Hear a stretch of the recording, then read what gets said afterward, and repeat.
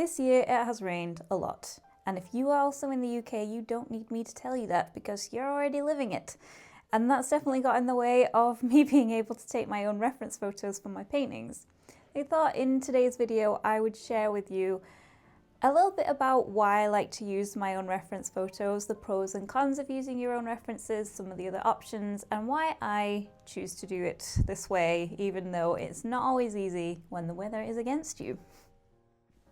And I'm also going to be sharing some footage from a few recent trips out to look for wildlife inspiration, just so it's slightly more interesting than you watching a video of me sitting in this very uninspiring chair, surrounded by not very much of interest. Okay, so to begin with, do you have to use your own reference photos? What other options are available? Well, you can take your own references, you can use your phone or a designated camera, you could set up your own still life or work from life, you could do plein air painting. If you didn't want to do that, there are alternatives. So you might have a friend who's a photographer who doesn't mind you using their references for your work. You might come across some nice images online, and if you know who took those photos and you can get permission from that person, then you might be able to use those as well. There are stock photos you can pay for, and there are also royalty-free sites. Ones I've used in the past are Pixabay and Unsplash, which have a range of photos, some of which you're able to use for your artwork. So there are lots of options available to you. And so I guess the short answer is no, you don't have to use your own references. If you really didn't want to do that or weren't able to do that for whatever reason, there are lots of choices out there, and many artists use a variety of different sources for their painting inspiration.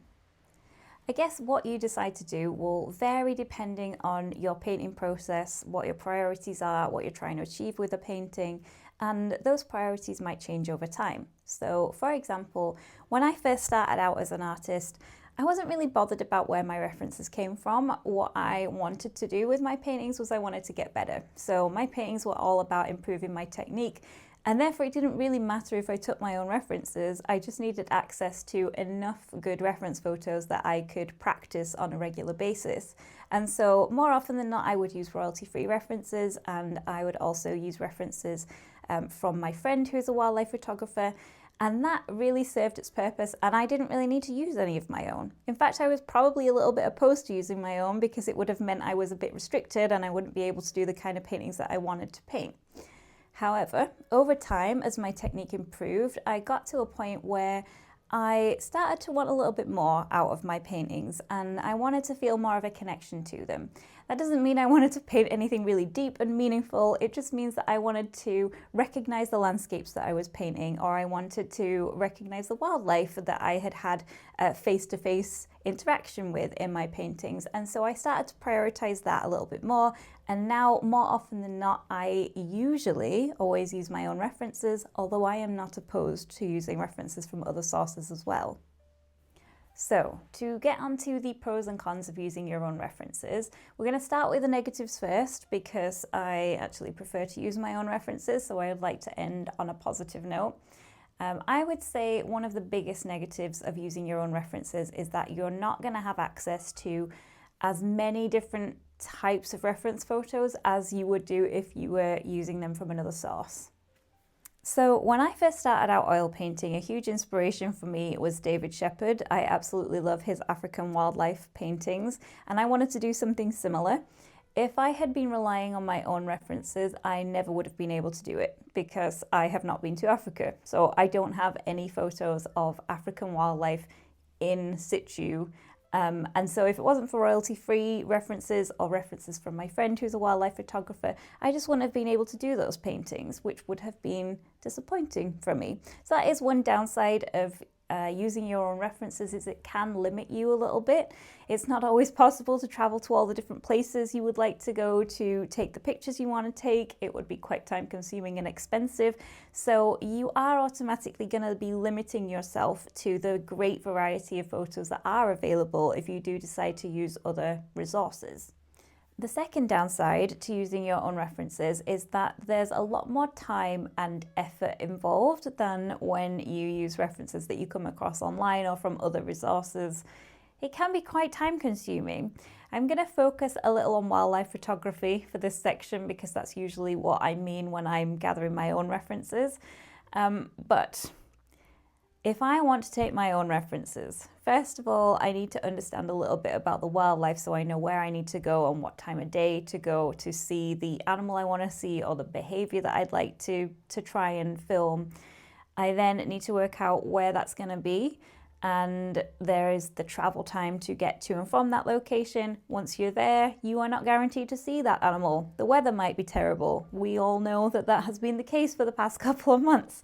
So the whole trip might get called off, or even if you're there, you might not see the thing that you really wanted to go and see. Even if you are there, right place, right time, and it comes out, you might not be fast enough to take the picture, or the focus might not work. I have had a lot of very unsuccessful attempts at taking pictures of wildlife where it's been hidden behind a branch, or it's just jumped off the branch before I was able to get a picture. So it's not very easy. It is like a whole other hobby in itself, being a wildlife photographer. It takes a lot of time and energy. And it usually involves a lot of waiting around or revisiting different locations to see if you're a little luckier the next time. So that is definitely a downside of using your own references. It is much more time consuming and a higher effort approach to just using the photos that you could use online. Okay, so the last downside that I wanted to mention, because I don't want to put you all off taking your own references, is that there can be some expense associated with it. It can be expensive getting together the equipment that you need to take the kind of photos that you want to take. It doesn't have to be, so I don't want to put anybody off here. For the first 3.5 to 4 years, I used my phone camera to take the pictures that I would end up working from. But eventually I wanted to progress to a camera with a longer lens so that I could paint wildlife portraits, which were a little bit well, they weren't really an option when I was just using my phone because I couldn't get close enough to the wildlife before it would disappear. So that camera was an investment, and that's obviously an expense that you wouldn't have if you were using royalty-free references or other references online. So again, another downside. But now we're going to turn it around and talk about some of the positives. Okay, so the first benefit is the fact that you have a lot more creative control. So what I mean by this is when you're using references that have come from another photographer, that photographer will have already made quite a lot of decisions about the photo itself before you've even got to use it. So they will have decided the day they wanted to go out, the lighting conditions, how they were going to set up that image, the composition of the photo. They will have decided how they wanted their subject to be sitting. And then they will have probably edited that afterwards as well, based on their preference. So by the time you get to see that photo, a lot of creative decisions have already been made. Now, when you are taking your own references, you get to make all of those decisions. So you have a lot more creative control over the process right from the beginning. You decide when you're going to go out. You decide what your subject is. You also have the benefit of knowing that you are eventually going to want to paint from that picture. So you're going to have that in mind as you're out taking your photos. You're always going to be thinking about the end result of the painting, and that can be really beneficial. You might see a subject that you'd really like to paint, so you end up taking photos from lots of different angles that you could maybe stitch together, or you just want to have a variety of options so you can choose the best one. You can arrange a landscape composition in a way that you think would make a really nice painting. If you feel like something is missing from a landscape, you can take pictures of other features while you're out in the same lighting conditions that could maybe be inserted into that landscape. So you have the benefit of knowing that you're going to want to paint from this, and that's going to inform the type of pictures that you take, and you're never going to get that same level of detail and insight from using royalty-free references or a single photo from somebody else. The second benefit is the element of surprise. Now, I know in the previous section I mentioned how it can be difficult being a wildlife photographer sometimes, or going out and taking references, because you might not see the thing that you specifically set out to see, and you might be disappointed by that. However, there is also the opportunity that you're going to see something amazing that you never even thought about. And we're going to take a very brief interlude so I can share one of those amazing sightings with you right now. You never know what you're going to see when you go out looking for wildlife, and this has got to be one of the most amazing experiences I think I've ever had. I don't think I've ever seen otters quite so close, and I just want to share this with you before we dive right back into reference photos.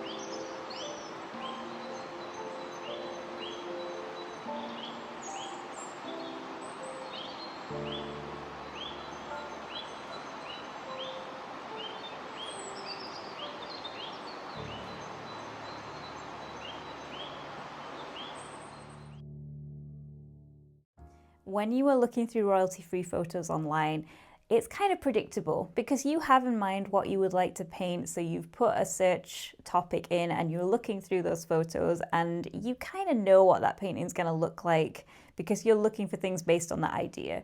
When I am out looking for wildlife inspiration, I might go with the intention of seeing something in particular and then be completely amazed by something totally different. There is the element of surprise there, and I think that's really inspiring. And one of the reasons I enjoy taking my own references so much is because you never know what you're going to see, and I think that's really exciting. So the third and final thing that I wanted to mention that is a benefit of using your own references is more of a personal one, and I think for me it is just a lot more inspiring and motivating and a lot more meaningful when I use my own references. Now that might just be the point that I'm at the moment with my art, where I prefer using my own references. That might not be the case all the way through, but there is something to be said about painting a place that you've visited already or a wildlife image that you have seen for yourself that just feels so much more meaningful than when I'm painting something random. I have done a series of tiny wildlife paintings so far this year, and every time I look at them, I'm kind of transported back to the time that I saw that and what I was doing at the time or anything else that happened that day and how I was feeling and what the weather was like and what the experience was like. And I really enjoy that. Not only that, but because I'm using my own references, I find that that's a lot more inspiring. It encourages me to get outside and to spend more time in nature, which I might not do quite so often if I wasn't using my own references.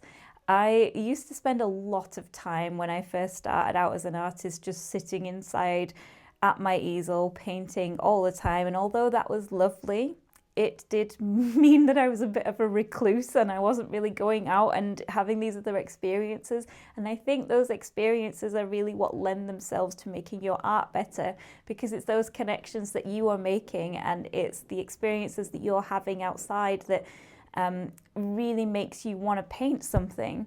Sometimes if I feel like my paintings are getting a little bit stagnant and I'm struggling for motivation, it's usually because I've spent a lot of time sitting inside and I need to be outside again, getting inspired. And once I do go out and I have a really good visit to a nature reserve or just a good walk around somewhere where there's a lot of wildlife, that makes so much difference. I come home and I look through the photos that I've got and I have a million ideas about all of the different paintings that I want to do. And that just doesn't happen when I'm looking through royalty-free options. So to summarize, there are lots of different pros and cons when it comes to using your own references. And I think, like with a lot of things with being an artist, the right option is really a personal preference. There isn't one right way of doing things. There's certainly nothing wrong with using other references that are not your own, as long as you have permission to be able to use those. There is nothing wrong with that at all. And the best option for you might vary depending on your priorities as an artist, and it also might change over time. There is no one standard way of doing things. The best option will depend on your circumstances and what you're trying to achieve. Hopefully, this video has given you some ideas about the benefits of using your own references and some of the benefits of not using your own references, so that you're able to make a bit more of an informed decision about what would work best for you. But maybe it didn't, I don't know. Hopefully there was something helpful in there for you. Let me know if you have any questions in the comments below, and I will see if I can help, or if there's anything else you'd like to know about taking your own reference photos. We can maybe do another video on that at some point. That kind of brings us to the end of this video. So thank you very much for watching. I hope you found some of this helpful, and I will see you again next time.